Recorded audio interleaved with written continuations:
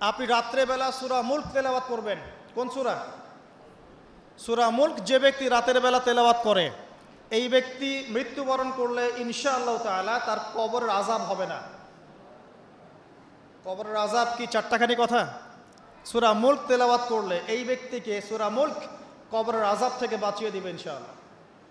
30টা আয়াত মুখস্থ করে ফেলতে পারেন। কোরআন তেলাওয়াত করা শিখলে আপনি আয়াতুল কুরসি পড়তে পারবেন। কোনটা? আল্লাহু লা ইলাহা ইল্লা হুয়াল হাইয়ুল কাইয়্যুম, এখান থেকে শেষ পর্যন্ত।